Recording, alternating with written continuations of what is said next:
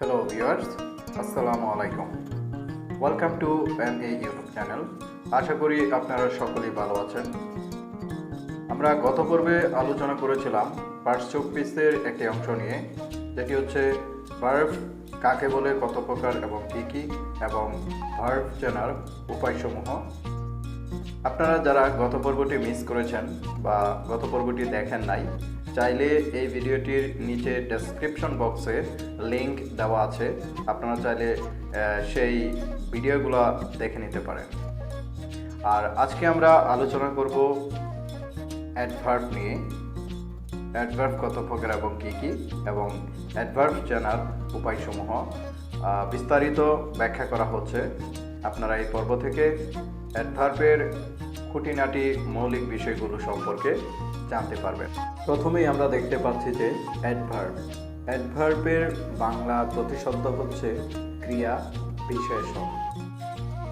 তো অ্যাডভার্ব কাকে বলে বা অ্যাডভার্ব আমরা কিভাবে চিনতে পারি, তো সেটি আমরা এখানে দেখব যে অ্যাডভার্ব একটি পার্টস অফ স্পিচ যা একটি ভার্ব, অ্যাডজেক্টিভ অথবা অন্য একটি অ্যাডভার্বকে বর্ণনা করে।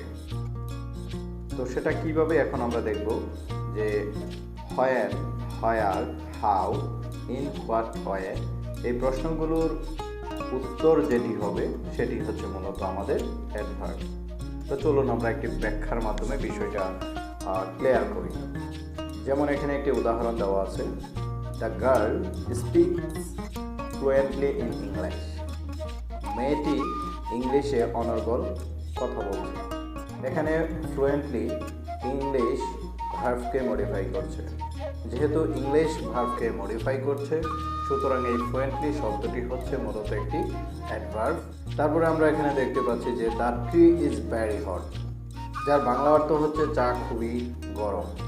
তো এখানে হট অর্থাৎ এই হট, এই ভার্বটিকে ভেরি মানে খুবই গরম, এটাকে করছে, সুতরাং এই ভেরি হচ্ছে অ্যাডভার্ব।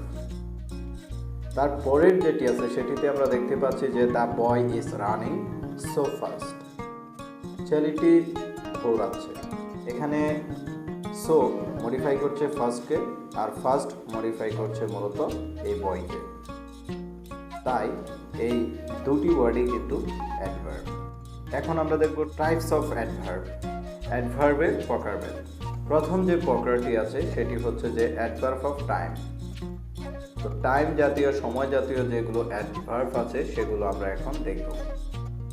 তো যে অ্যাডভার্ব কোনো কিছু কখন বা কোন সময়ে ঘটেছে তা বর্ণনা করে বা উল্লেখ করে তাকে অ্যাডভার্ব অফ টাইম বলা হয়। অর্থাৎ অ্যাডভার্ব অফ টাইমে কিন্তু সময় উল্লেখ থাকবে। এটা সেন্টেন্সের শুরুতে অথবা শেষে যে কোনো জায়গায় হতে পারে। অ্যাডভার্ব অফ টাইম অর্থাৎ সময় জাতীয় অ্যাডভার্ব কোনগুলো সেগুলো আমরা এখন দেখব। যেমন yesterday, today, afterward, always, immediately, last month, now, soon ইত্যাদি হচ্ছে মূলত সময় জাতীয় অ্যাডভার্ব। তো প্রথমে যে সেন্টেন্সটি আমরা এখানে দেখতে পাচ্ছি সেটি হচ্ছে মূলত এখানে I will go to the varsity today, আমি আজ ভার্সিটিতে যাব। এই সেন্টেন্সটিতে মূলত টুডে হচ্ছে একটি অ্যাডভার্ব, কারণ এখানে ভার্সিটিকে মডিফাই করায় এই টুডে শব্দটি হচ্ছে একটি অ্যাডভার্ব অফ টাইম, অর্থাৎ সময় জাতীয় একটি adverb. Always speak the truth, সর্বদাই সত্য কথা বলুন। এই সেন্টেন্সটিতে এখানে স্পিককে মডিফাই করছে মূলত অলওয়েজ। তো এই অলওয়েজ শব্দটি হচ্ছে একটি অ্যাডভার্ব, আর সেটা অবশ্যই সময় জাতীয়।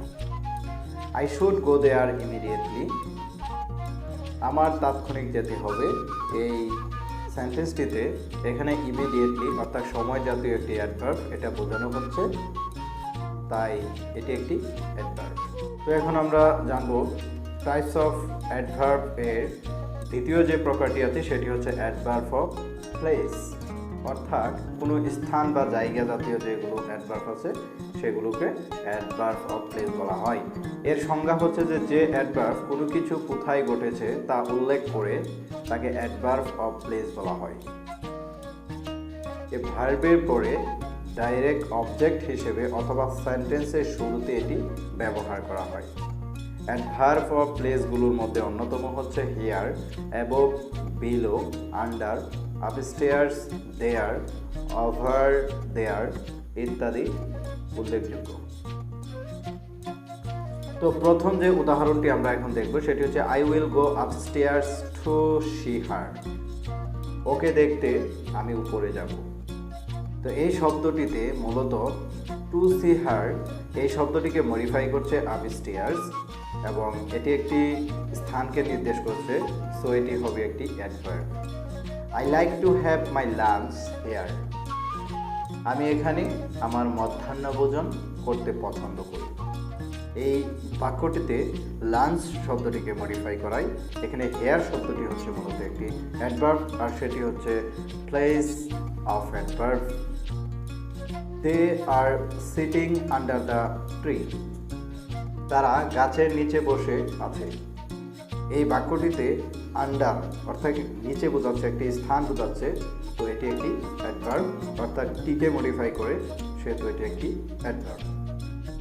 যে অ্যাডভার্ব কোনো কিছু কিভাবে হয় বা হচ্ছে বা হবে তা ব্যাখ্যা উল্লেখ করে তাকে অ্যাডভার্ব অফ ম্যানার বলা হয়।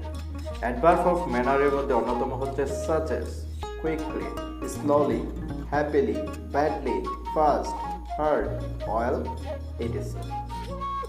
আর অ্যাডভার্ব অফ ম্যানারের ভিতরে অন্যতম উদাহরণগুলো বা এক্সাম্পলগুলো হচ্ছে inflection badly affected our economy. Inflection মুদ্রাস্ফীতি আমাদের অর্থনীতির জন্য খারাপ প্রভাব ফেলছে। এখানে মূলত এফেক্টেড মানে একটি প্রভাব, এটাকে মডিফাই করছে মূলত ব্যাডলি। এই ব্যাডলি হচ্ছে খারাপভাবে, এটি হচ্ছে একটি adverb. The man has to work hard to get a promotion. পদোন্নতি পেতে লোকটিকে কঠোর পরিশ্রম করতে হবে। এই সেন্টেন্সটিতে মূলত এখানে যে হার্ড অর্থাৎ কঠোর তাকে পরিশ্রম করতে হবে। তো এখানে প্রমোশনকে মডিফাই করায় হার্ড ওয়ার্ডটি হচ্ছে adverb. I tried to sing while in the program. আমি প্রোগ্রামে ভালো কাজ করার চেষ্টা করছি। এই সেন্টেন্সটিতে মূলত সে কি কাজ করতে চেষ্টা করছে, তো এখানে দেওয়া আছে যে ওয়েল মানে ভালো। যেহেতু এখানে প্রোগ্রামকে মডিফাই করে মূলত ওয়েল, সুতরাং এই ওয়েল শব্দটি হচ্ছে মূলত একটি অ্যাডভার্ব। এখন আমরা জানবো যে adverb of degree. Adverb of degree কাকে বলে? সেটি হচ্ছে যে অ্যাডভার্ব কোনো কিছু কি পরিমাণে কতটুকু ঘটেছে তা বোঝায়, তাকে অ্যাডভার্ব অফ ডিগ্রি বলে। অ্যাডভার্ব অফ ডিগ্রির ভিতরে অন্যতম হচ্ছে সো, এটি একটি adverb of degree. Very, quite, really, too, almost, much, nearly ইত্যাদি এই শব্দগুলো হচ্ছে মূলত অ্যাডভার্ব অফ ডিগ্রি। আর তার কিছু এক্সাম্পল হচ্ছে যে to the work is almost done, কাজ প্রায় শেষ। এই সেন্টেন্সটির এখানে ডান মানে সে শেষ করেছে কাজটি, ডান মানে করেছে। তো এটাকে মডিফাই করায় মূলত এখানে অলমোস্ট, এই অলমোস্ট শব্দটি হচ্ছে একটি অ্যাডভার্ব অফ ডিগ্রি।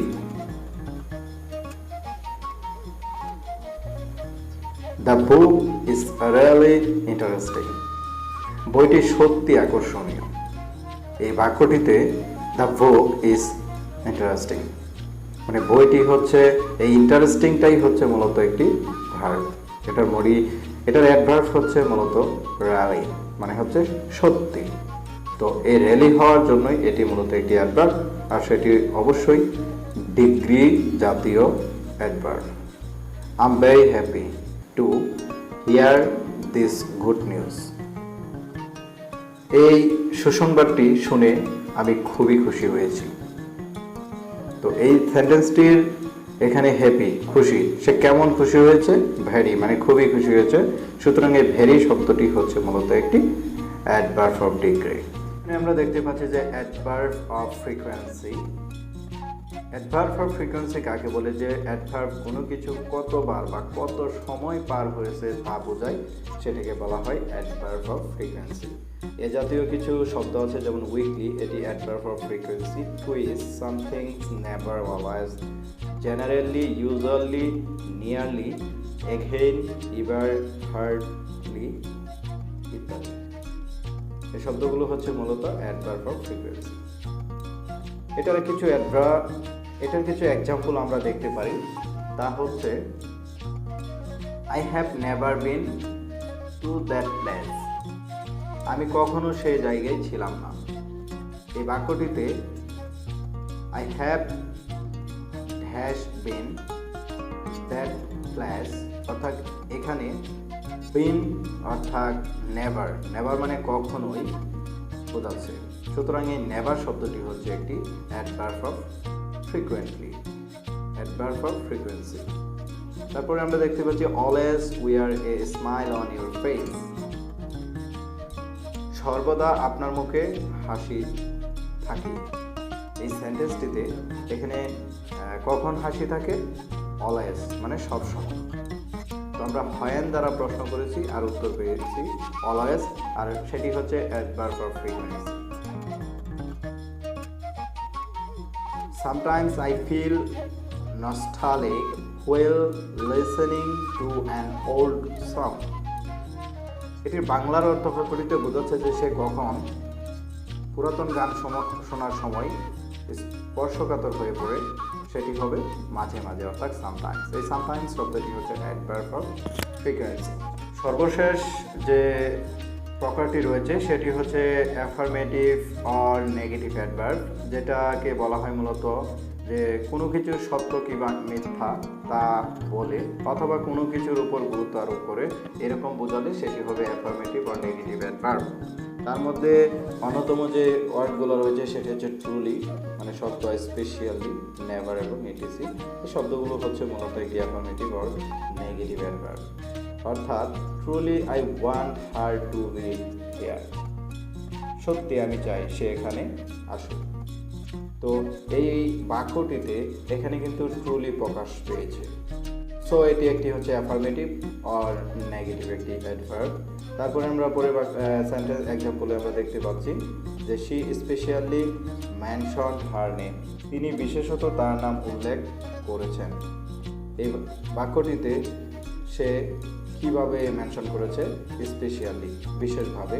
সুতরাং এই বিশেষভাবে এই ওয়ার্ডটি হচ্ছে একটি অ্যাফার্মেটিভ অ্যাডভার্ব। নেভার টেল এ লাই, কখনোই মিথ্যা বলো না। এই বাক্যটিতে সে মিথ্যা বলতে না করছে, মানে অর্থাৎ কখনোই মিথ্যা বলতে মানা করছে। সুতরাং এখানে নেভার শব্দটি হবে অ্যাডভার্ব, আর সেটি অবশ্যই অ্যাফার্মেটিভ একটি অ্যাডভার্ব।